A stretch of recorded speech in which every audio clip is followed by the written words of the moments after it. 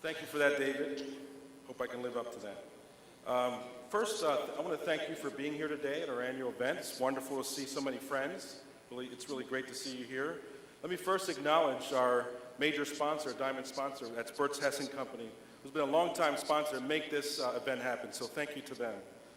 Also want to congratulate the award winners. You saw the videos. It's very emotional for all of us to see the kind of impact that we have in the lives of our clients. And you saw Brady Harris and, of course, Alan Schumann and Rob Minio. So again, I want to acknowledge their work. Thank you for doing what you do in your community. I want to thank our board chair for his support throughout the year and all of our board members, and of course, the Community First Fund staff, who work day in and day out to make sure that our communities thrive. And I believe everyone in this room, as I look around, I believe everyone in this room wants to make sure our communities thrive, don't we? Of course we do. We want to see a community that has hope, that we can change and do it together. So again, thank you for being here today. We all want to see a day where all of our communities no longer live in poverty. We're passionate about the work that we do here to improve the economic situation for poor people. I recently attended a conference where the keynote speaker really stuck out for me with some comments that he made. The speaker was Dennis Lockhart, who's the president of the Federal Reserve Bank in Atlanta. And I expect him to cover normal things like national economic policy. But instead, and even though he was speaking to bankers and community developers just like me from across the country, he made a very provocative statement when he said, "We all must confront the challenges of economic inequalities in our country." And I agree with his comments. We should not and cannot tolerate inequities any longer. And while we have a long way to go, we certainly won't give up. And I think things are getting better for many people in our region. I say that because I see a lot of people in our region coming together to face these barriers head on. It's good to see the progress being made. Let me describe some ideas I think could help turn some things around. One of the inequities that low-income people face is that they have to travel too far just to get to their job. We all know, if you live in this region, that our mass transit system is just inadequate. We believe there's a need to create affordable housing that allows a person to live close to where they work, so they don't have to spend hours riding 2 or 3 buses just to get to their job. There just isn't enough of this type of housing in this region. In fact, you may have read recently there was a township that turned down a potential affordable housing project that could have provided this type of housing for poor people. And the funny thing was, this was in their own economic development plan. This type of housing that supports people should just be built, and we ought to support that. In fact, in this township, what was interesting is that they welcomed a major distribution center to be located there, but turned down the housing that went along with that. Access to good housing that is close to where jobs are just shouldn't be that hard to develop. We have to make sure that township decision makers are connected to private developers that want to build this type of workforce housing. And as I said earlier, I'm happy to see the signs of progress of breaking down barriers that harm poor people. It turns out our work aligns directly with recommendations you're going to hear next week from the Mayor's Commission, Mayor Gray's Commission, to combat poverty. And Mayor, we believe these recommendations can be a model for other cities in our region that want to remove barriers that poor people face. We congratulate you, Mayor, and the team. And of course, we here at Community First Fund have a proven strategy that's helped thousands of entrepreneurs throughout this region who want to start or grow their business. Just this year alone, we made $12 million in loans to 110 businesses. That was a record for us. And we made another $30 million in new markets tax credit investments to 5 large commercial projects, and you already saw the one at the outlet center, the Big Mill.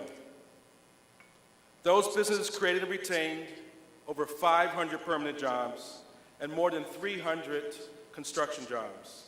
In the video that played earlier, you saw the faces of those proud business owners who work alongside you in your neighborhood every day. And all the capital was invested in this region. In other words, here in downtown Lancaster, and in York, and in Harrisburg, and in Allentown, and Lebanon, in all the counties that we serve. But let's talk about other things that can happen when we make these loans. Just this year, we made a loan to John and Kelly Dantina along with the EDC. And they were trying to redevelop the Excelsior building, which is right across the street from here. For over 25 years, the Excelsior building was vacant, but today, it's a new event place where people can have weddings and parties and businesses can hold events as well. And when a new wedding planner needs flowers, all she has to do is go next door and talk to Luis Morales from El Jardín Flores, who will make them a beautiful bouquet. And when the bride wants a really chic hairdo like mine, for her wedding, she can walk right over to see another client of ours, and that's Leo Rodriguez at DFB Studios. And out-of-town guests of the wedding can have a good night's rest at John Meters and his partners, the Hotel Lancaster. And the day after the wedding, they can enjoy delicious waffles for breakfast on the On Orange restaurant you saw earlier. So now I think you know what I mean. Each of our clients is impacted when a new business comes into the community. But it doesn't stop there. Back at the Excelsior building, employees of the catering company may have been trained by SACA's Tech Central culinary program. And that employee probably sends their child to daycare at the Community Action Program. When they need to get their car fixed, they head over to Chris LeBoy's Auto Repair Center on Seymour Street. Each of the businesses and nonprofits I just mentioned came to Community First Fund for a loan or investment to grow their business or organization. And each of these businesses touches the lives and livelihood of so many people right here in our communities. It's a pretty simple economic plan. You start with one person. You help a woman start a new pharmacy right in her neighborhood. In a few years, she grows her business and she increases her income for her family, provides economic stability.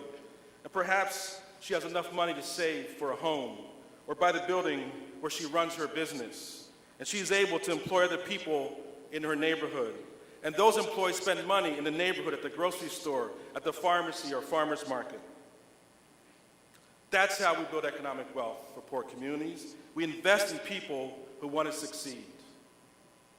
These scenarios can play out in towns across our region and can work anywhere.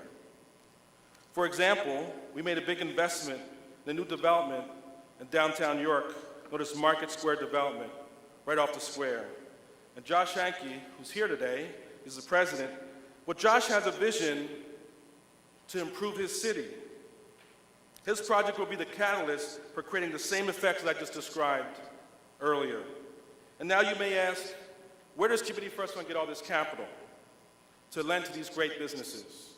Some of the money comes from foundations and banks. You heard the announcement today. But we also have individual investors like you.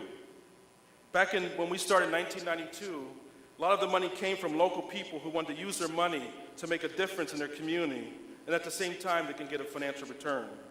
It's what we call investing with an impact, or impact investing. At the time, the model was catching on all over the world. You probably heard of Muhammad Yunus, who created Grameen Bank in Bangladesh. He later became the Nobel Peace Prize winner, and he spoke at the Chamber event here in Lancaster.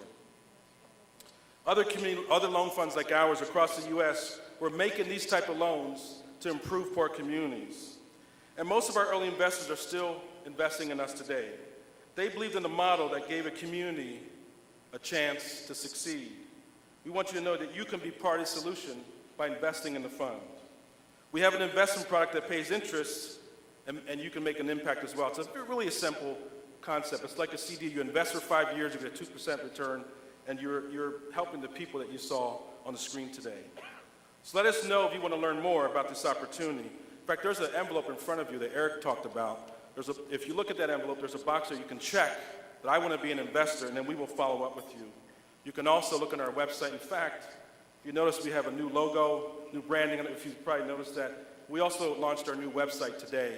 Take a look at that and learn more about that investment opportunity. So as I wrap up, I just want to thank you. I can see all of our friends and family members here today. I appreciate all the support you've given our organization over the years. We really appreciate that support, and I want you to enjoy the rest of the program. So again, thank you for being here today. Thank you.